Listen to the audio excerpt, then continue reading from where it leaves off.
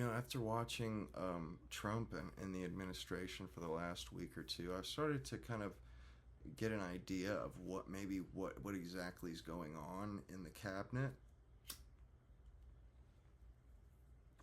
And I think we're watching Trump do a season of the Apprentice Cabinet Edition because he's picked everybody, the main people in his cabinet. You've got Marco Rubio, you've got JD Vance, and remember when they asked Trump, very early on if he would endorse JD, he didn't say no as in I'm not going to endorse him. He was just like, no, not yet. And I think that we're seeing a battle royale go down between Kristi Noem, RFK Jr., possibly Tulsi Gabbard, uh, and JD Vance and Marco Rubio. Because I've noticed JD Vance has been much more involved than a typical vice president. You can tell Trump lets his leash out, or allows him more latitude to be involved in the situation. It's obvious that he allows that and that he's cool with that. And I've noticed in a lot of these relatively consequential meetings, Trump will sit back and allow his guys to do their work, and they're most excellent at it. He has a superb cabinet. They're all extremely astute political operators. JD Vance is tops. He's obviously he's very gifted as a politician and as a speaker. And so is Rubio. And Rubio, he's also got experience on his side, and they've both shown themselves to be very capable politicians and could easily they easily, in my opinion, they would make great presidents, either of them, so far what we've seen. And I feel like Trump, because he pulled everybody off of the garbage pile, pulled everybody off of the he pulled them all out of the garbage can. None of them had like, the only ones that were in politics or that were still in government were, I think, Vance. I think Noem was a governor, or maybe not. Maybe she wasn't anymore. But Vance and Rubio were senators. But Rubio, I think he missed the boat on possibly being a president. And I think and JD Vance, he was kind of plucked from obscurity. I mean, I've never seen Hillbilly Elegy. I mean, I've seen him here and there, but there's a lot of senators, and he's from Ohio. I'm not from Ohio. I don't really pay attention to Ohio, but he kind of pulled everybody, like Tulsi Gabbard, no longer in government.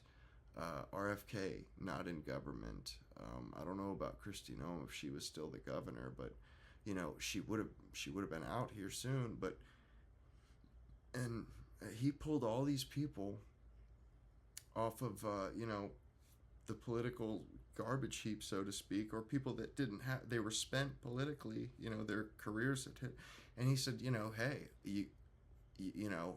come join my administration, and you'll get a second shot. Especially for Rubio and Vance, this is going to be their best shot to make an impression on Americans. And I feel like Vance has really been he's really been kind of tenacious about it, and Rubio too. They're both, I feel like they are like a fun, like a friendly rivalry, because you can see they're both very, I seen an X post where Elon, this Polish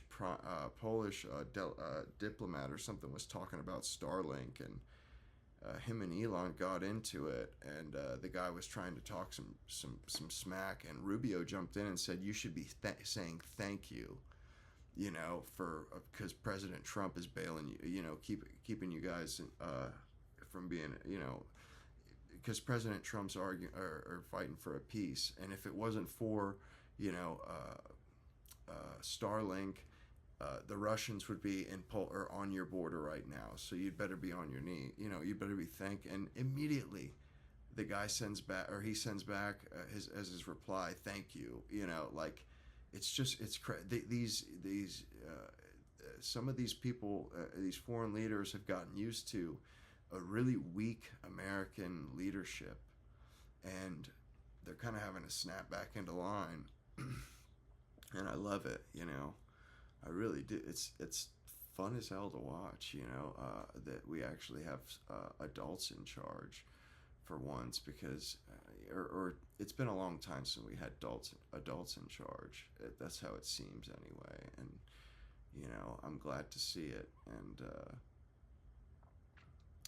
And honestly, I seen another thing where Trump, I guess he's trying to get it to where they can test people before they work for the government, you know, because they got rid of it because of racism in the like 1981 Jimmy Carter. But you know, that'll be, if hopefully that happens, because they can reshape, you know, the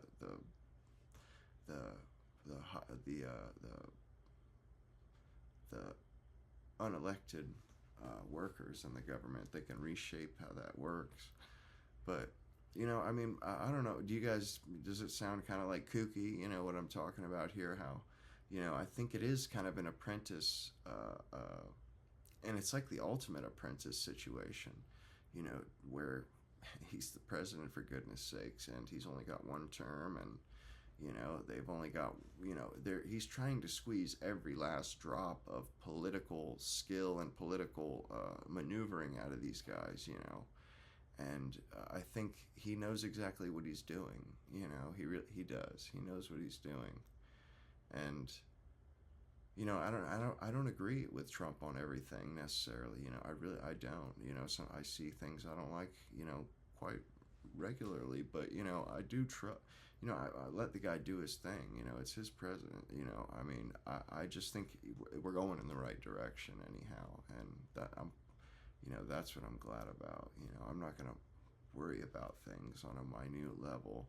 You know, especially, I mean, I can't really knock anything. I mean, he's getting, things are going good. It seems like, you know, he's getting results, and I'm happy to see that. You know, he's getting a ton of results, especially with Elon Musk, and you know, and with Marco Rubio and JD Vance. I mean, you know, I think it's hilarious how, you know, people around the world are acting. You know, I mean, I've seen a lot of people on X that have been, you know, that are trash talking Trump and stuff. You know, if I think if his administration goes how he wants it, they'll be thanking God that, you know, that he was president. I think in the future, you know, I mean, they talk smack about him, but you know, he's the first president I've ever seen to get them to pony up any money, because he's actually got them investing in their defense, you know, and presidents for freaking 80 years have been trying to get them to start paying for their own stuff, and they just won't, you know. And finally, I mean, as far as they think it like it's a bad thing that, oh, we're gonna start our own stuff. It's like, good. We're tired of paying for you guys, you know. It's ridiculous. And I mean, the closer you look at this Ukraine stuff, the more it looks like just a laundromat, a money laundromat, like an absolute crooked, corrupt situation. You know, first of all, Europe spent more in Russian oil than they spent on Ukraine's defense. And at the same time, how does that compute? How does that compute? How are you funding your enemy and your ally fighting your enemy? And, you know, come to find out that Trump called them on this years ago, said, we're protecting you from the Russians. And at the same time, you're talking about starting a pipeline for billions, and you just made a deal for billions and billions of dollars. And from your supposed enemy that we're defending you against. We're defending you against this person that you're going out and doing business with. And he rightfully said that's inappropriate. That is inappropriate. That should not be happening. I mean, And then this Ukraine stuff. I mean, it totally looks like one of our. It's got our fingerprints all over it. It looks like a straight up forever war, like we've seen for the last 30 or 40 years. We've seen war after war.